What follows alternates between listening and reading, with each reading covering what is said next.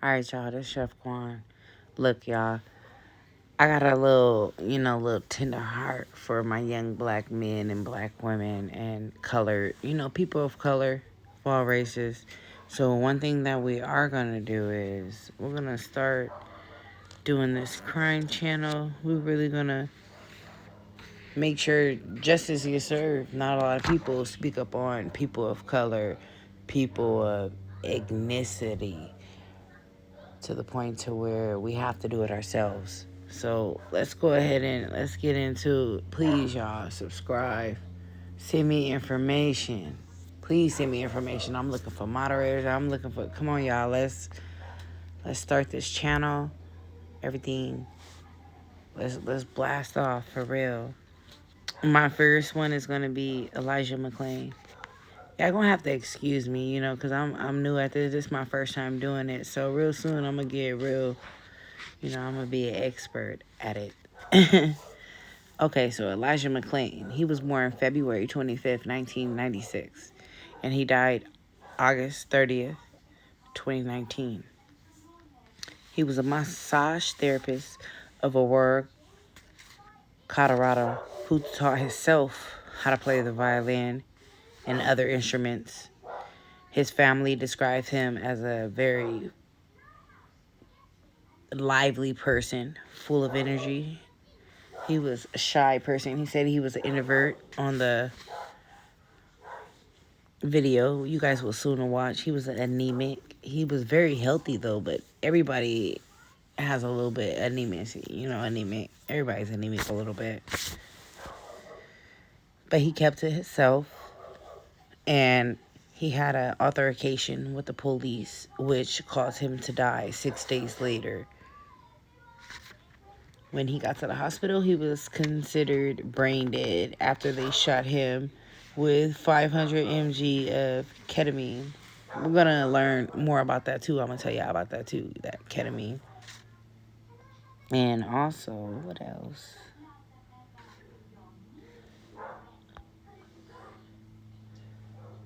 It's a lot we're going to get into, you guys. So, you know what? Let me go ahead and let y'all watch this video. Watch this video, and we're going to get into it.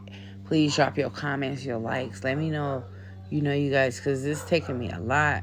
I'm a mother of 4, but it's something about, and I'm also a chef, but it's something about my people of color, which is black and brown, that I really, even Asian people, it's so many just minority people who just need help. Even now I can say even Caucasian people need help against their own. So right now, we're just really going to get into it, y'all. This is only the beginning. Let's blast off. It's August 24, 2019 in Aurora, Colorado. A security camera picks up 23-year-old Elijah McClain at this Shell gas station buying soft drinks and wearing a face mask. His family lawyer told NBC News he was in the habit of wearing this mask. After paying for his items, he turns around and bows to the man behind him in line. His family told NBC News this was his signature gratitude bow. At 10:30 p.m., a man calls 911. Let me see. He has a mask on. He looks good to you. He might be a good person or a bad person. Yeah. Well, mask on. Okay. Were any weapons involved or mentioned? No. Okay. What color is the mask, or what does it look like? Black. Black mask? He's like a... Is it like a ski mask, or what type of mask is it? Yeah, like a ski mask. Elijah McClain is walking home from a nearby Shell gas station. He's holding a plastic bag with his purchases. At 10:43 p.m., Aurora police officer Nathan Woodyard spots McClain. Do me a favor, stop right there. Hey, stop right there. Stop. Stop. Stop. Stop. I have a right to stop you because you're being suspicious. 9 seconds after exiting his vehicle, the officer initiates physical contact. Stop tensing up, dude. 10:44 p.m., Officer Jason Rosenblatt and Officer Randy Rodema are now also on the scene and surround McClain. No, I am an introvert. Please respect the boundaries that I am speaking. Stop tensing up. Stop. Relax. Stop. I'm going home. Relax, or I'm going to have to change this situation. Stop. Leave me alone. Stop. Can you please No, cooperate? can you leave me alone? No, we're gonna First off, talk to you guys started to arrest me, and I was stopping my music to listen. The situation escalates when the officers try to move McClain onto the grass. Officer Woodyard's body cam is knocked to the ground. You guys. Officer Rodema says this. Just grab your gun, dude. It's unclear from the body cameras whether or not McClain reached for an officer's weapon. All three officers wrestle McClain to the ground. Give us more. Give us some more units. We're fighting them. At this moment, one of the officers uses a carotid control hold on McClain, a tactic that involves an officer placing his arm around a subject's neck, applying pressure, and restricting blood to the brain via the carotid arteries. Responding officers later told an Aurora police investigator that McClain briefly went unconscious and the officers released the hold. At 10:46 p.m., just over 2 minutes after the first officer made contact with him, McClain is pinned to the ground and says this. Fighting us on the ground. It's Elijah McClain. We had to use carotid. That's what I was doing. I was just going home. I'm an introvert and I'm different. Did he come out? He's out. Was he out? I heard some snoring. He wasn't completely. He didn't lose consciousness. Yeah. I'm just different. He tried to grab my gun. That's all. That's all I was doing. It was actually Rosenblatt. I'm so He sorry. for your gun, dude. I have no gun. That's where I tried carotid. I don't do that stuff. I don't do any fighting. 218 other units that are not here. Why? They can slow it down a little bit. I don't do guns. I don't even kill flies. I don't eat meat. Do we have anything other than him being suspicious? I don't judge people. No. I mean, I tried to stop him. He started walking away.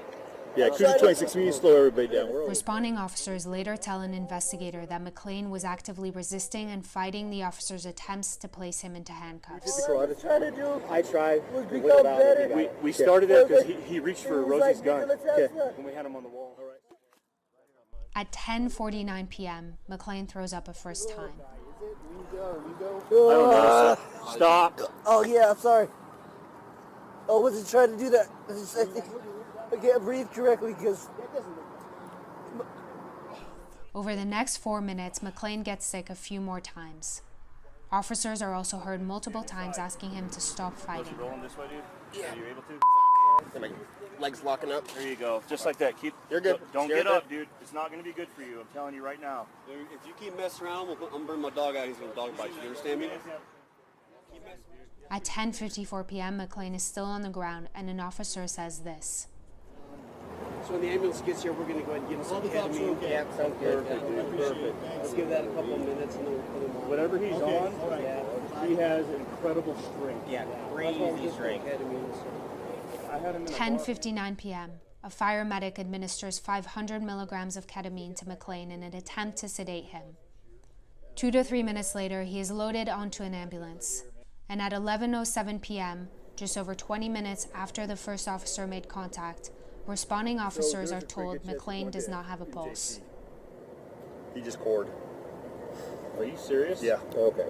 So, sit tight. McClain was resuscitated at the scene and taken to the hospital where he would be declared brain dead 3 days later. The coroner concluded last November that a combination of physical exertion and a narrow left coronary artery contributed to McClain's death, but could not determine the cause of his death.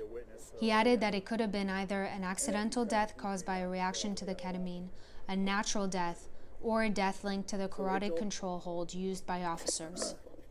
The district attorney later announced he would not charge the officers involved, saying that the evidence does not support a conclusion that McClain's death was the direct result of any particular action or individual. The family told NBC News that they believed an independent investigation should have been conducted initially. Now the governor has appointed a special prosecutor to reopen the investigation. We've reached out to the police union for comment and have not heard back. Hey, NBC. So you guys seen the video, right? This is him as he lays in this hospital bed. So you mean to tell me a person 143 pounds deserved 500 mg of ketamine in a syringe put inside of their body. This dosage, 500 mg, is for a 200-pound person. He was only 143 pounds. I'm going to post part 2 video where I'm going to show you guys all the facts and everything of where they say he's only 143 pounds. And the dose that they gave him was for a man that was a size of 200 pounds or more. I'm going to show you guys all the evidence of everything. It's a lot about this case don't sit right. Ain't no way this young boy, 23-year-old, young, intelligent man, no telling what he could have been. He wouldn't even hurt a fly. He was a vegetarian. Someone who would not just, you wouldn't even look at this person to be so much of a bad person for these people to do this much harm to him. You guys gonna have to excuse me. I know I'm like skipping over my words a lot. Yeah, you guys gonna have to excuse me. I'm gonna just slow down. But my main thing to say is let's help each other. I don't care if we're black, brown, blue, green, purple. Let's help each other. We are human beings. Treat each other equally. We deserve right. We have, oh my God. This is so much, you guys. You know what I mean? But this young man should not be laying here like that. It's disrespectful to humankind. It's disgusting. Please give me your feedback, please. I know that his family just got a settlement of $15 million. They don't care about that money. We don't care about the money. We want justice served. Everybody that played a part in that, they deserve to take accountability. And it's simple as that. It's not fair. It's not fair that this lady goes every day without her son. Every day without her son. And his father too. It's not fair. It's not fair. If it was anybody else's son, they would want justice. So for you cops to sit there and pin him down and get him in chokehold, and then you sit here and post pictures. You post pictures of it and you post it on media and you laugh about it. You guys got fired. I'm going to post you guys a video of that. They got fired. They posted a video of the chokehold that they got Elijah McClain down with, and he died from. He died. They posted a video, a picture of it, and they laughed about it, and they got fired. But the thing about it is, why didn't they go to jail that day? But they did get indicted for it. Thank God. And guys, the court is coming. We're going to keep praying for this family. Please keep praying for this family. Please, please, please, please, please. Justice be served. Let justice be served. Let's fight for the people.